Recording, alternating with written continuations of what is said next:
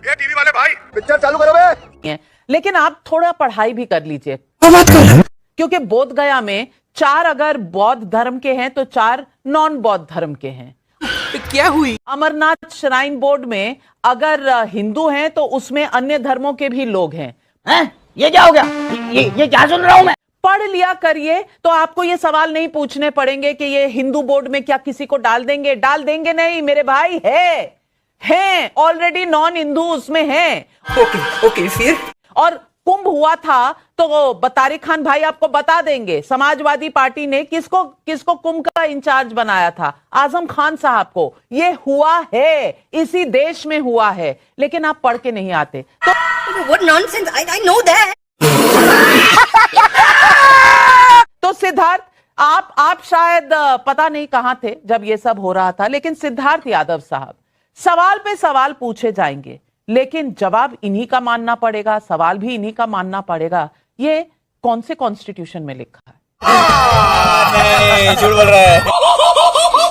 तो चलिए शुरू करते हैं। देखिए नाविका जी, समस्या इस देश के साथ यह है कि कुछ चुनिंदा पार्टियां और कुछ चुनिंदा नेता वो शायद इस देश को संविधान से चलने देना ही नहीं चाहते। अच्छा, उनकी लाधान से चलता आया है और संविधान से ही चलता रहेगा। ठीक है। जिस भोलेपन के साथ यहां पर हमारे असीम वकार साहब बातें कर रहे थे और आपको भी पाठ पढ़ा रहे थे कि ऐसे ऐसे प्रश्न पूछे जाने चाहिए, ठीक है, वो प्रश्न भी उनको पता है और उनके उत्तर भी उनको पता है।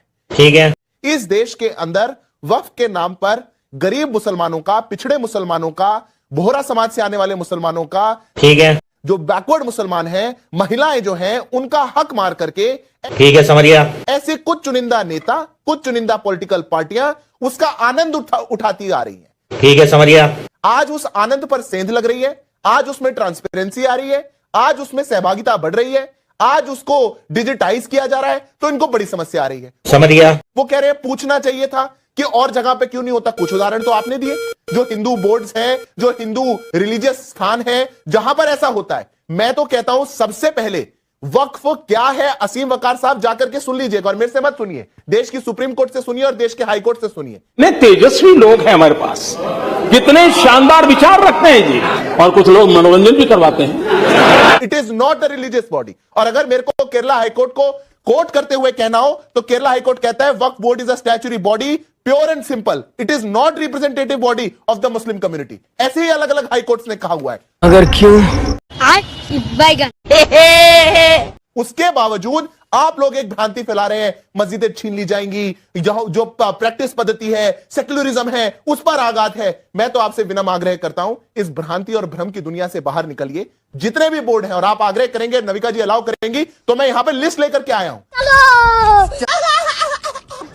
आंध्र प्रदेश में जो हिंदुओं के बोर्ड चलते हैं उसमें कोई सिर्फ हिंदू रहे ऐसा प्रावधान नहीं है। मध्य प्रदेश में नहीं है, महाराष्ट्र में नहीं है। ऐसे अलग अलग राज्य, जहां पर राजस्थान के अंदर, तेलंगाना के अंदर, अलग अलग राज्यों के अंदर जो एक्ट्स बने हुए हैं, पब्लिक ट्रस्ट एक्ट्स बने हुए हैं, जिसके आधार पर प्रॉपर्टीज को रखा जाता है फॉर रिलीजियस रूल्स, वहां पे कहीं भी नहीं है कि केवल हिंदू रहेगा। तो ये सेक्युलर देश में ऐसा कैसे हो सकता है? अरे बस कर, रुलाएगा क्या?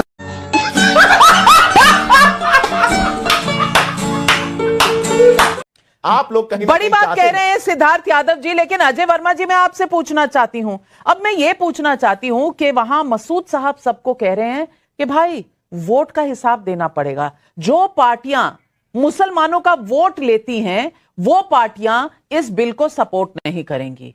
अब मैं पूछ रही हूं, सांप्रदायिकता कौन फैला रहा है?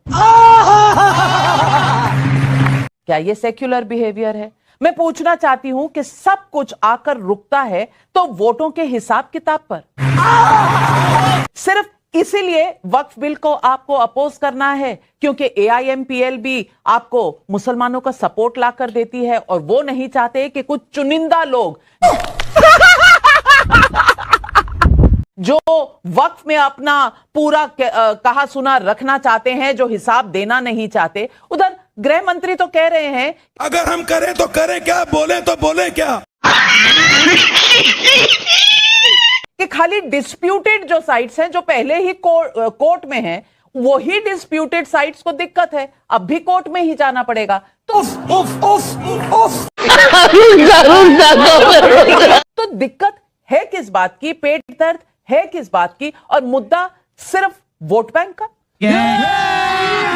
अभी मजा आएगा ना भिड़ो। देखिए, एक शेर के साथ शुरू करूं कि मैं कैसे यकी कर लूं, सरकार के लिए शेर है कि मैं कैसे यकी कर लूं वो दूर जाके रोए, अब मेरे पास से वो गुजरे, मेरा हाल तक ना पूछा। ये सरकार की जो नीति है ना, वो कहती कुछ है, करती कुछ है, दिखाती कुछ है, होता कुछ है। अब पॉलिटिकल लोगों की आप कह रही थी अभी इमरान में, पॉलिटिकल लोग पॉलिटिक्स नहीं करेंगे तो क्या कपड़े बेचने वाले और पंसारी की दुकान चलाने वाले पॉलिटिक्स करेंगे? मैडम, हे प्रभु, हे हरिनाम कृष्ण जगन्नाथ प्रेमानंद, ये क्या हुआ? वही करेंगे ना, पत्रकारिता करते हैं, पॉलिटिकल लोग पॉलिटिक्स करते हैं। ये वक्फ बिल का संशोधन, इनका उद्देश्य ये नहीं है कि साहब कुछ इसमें समानता का अधिकार करें या कोई चीज करें। भारत की 32 लाख से ज्यादा किलोमीटर भूमि पर कितनी है, चलिए वो छोड़ दीजिए। मुसलमान भी इस हिंदुस्तान में 2म दर्जे का नागरिक नहीं है। भारत का संविधान उसको रहने की अनुमति देता है। मुस्लिम, हिंदू, सिख, ईसाई, बौद्ध, पारसी। तू तो गया बेटे। ये सरकार क्या कर रही है? जिस तरह से अयोध्या में हुआ, 1382 एकड़ जमीन सरकार ने आर्मी की छीन कर अपने परम मित्र अडानी को, बाबा रामदेव जी को और श्री श्री रविशंकर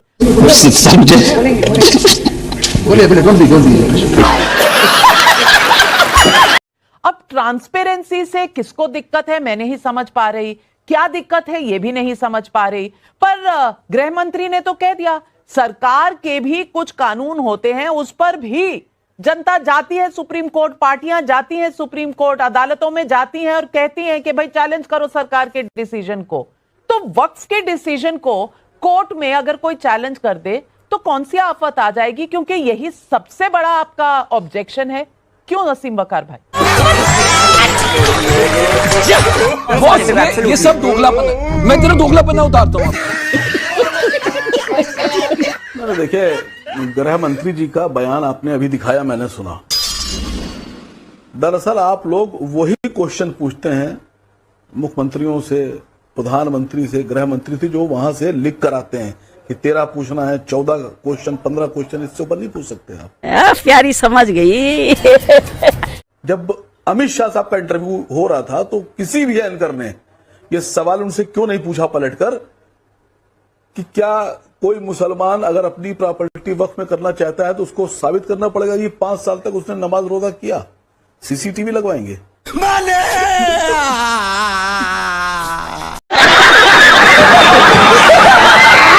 किसी एंकर ने जो इंटरव्यू ले रहा था उसने सवाल क्यों नहीं पूछा कि मुसलमानों की प्रॉपर्टी में हिंदुओं को आप कैसे, उसमें गैर मुसलमानों को कैसे मेंबर बना देंगे, कैसे उनको अधिकार दे देंगे? ये क्यों नहीं पूछा आपने? तुम्हें शर्म है? कुछ शर्म आया है? नहीं। या आपको यह पूछना चाहिए था कि अगर मुसलमानों की प्रॉपर्टी में आप गैर मुसलमान को अधिकार देना चाहते हैं तो क्या हिंदू टेम्पल्स में, हिंदू ट्रस्ट में मुसलमानों को भी रखा जाएगा? ये तो सवाल आप लोगों ने नहीं पूछा, वो तो मैं पूछ रहा हूं। बेशर्मो, शर्म करो, शर्म। तो इतने शरीफ, इतने ईमानदार लोग दिखते नहीं हैं जितना अपने को टीवी पर दिखाते हैं। कि साहब जैसे लगता है कि उनसे ज्यादा कोई ईमानदार है ही नहीं। छोटे से सवाल हैं लेकिन इनका कोई जवाब नहीं है। धागा खोल दिया एकदम। चलिए वकार साहब, अगली बार से मैं कहूंगी कि आप पत्रकार बन जाइए और आप सवाल लिख के दे दिया करिए, हम पूछ लेंगे। क्योंकि 32 साल पत्रकारिता करने के बाद सवाल क्या करना ये तो हमें आता नहीं। खत्म, बाय बाय, टाटा, गुड बाय, गया। तो दोस्तों फाइनली अपनी इस वीडियो का हो चुका है दी एंड। उम्मीद है कि आपको हमारी यह वीडियो अच्छी लगी होगी। अगर वीडियो अच्छी लगी हो तो वीडियो को लाइक करके, हमारे चैनल को सब्सक्राइब करके, बगल में बने घंटी वाले आइकन को दबाकर ऑल को सिलेक्ट कर लें। क्योंकि आजकल मेरे वीडियो में एक भी व्यूज़ नहीं आ रहा है साथियों, बिल्कुल भी व्यूज़ नहीं जा रहा है। ना आप लोगों की कॉमेंट्स आ रही हैं, ना ही लाइक, ना सब्सक्राइब, कुछ भी नहीं हो रहा है साथियों। इसलिए ज़्यादा से ज़्यादा व्यूज़ लाने के लिए साथियों हमारे वीडियो को लाइक और चैनल को सब्सक्राइब और वीडियो को शेयर करना बिल्कुल भी मत भूलें। तो अभी के लिए इतना ही साथियों, मिलूंगा नेक्स्ट वीडियो में। तब तक के खातिर स्वस्थ रहो, मस्त रहो और जहां भी रहो सबसे आगे और फर्स्ट रहो। टिंग टोंग।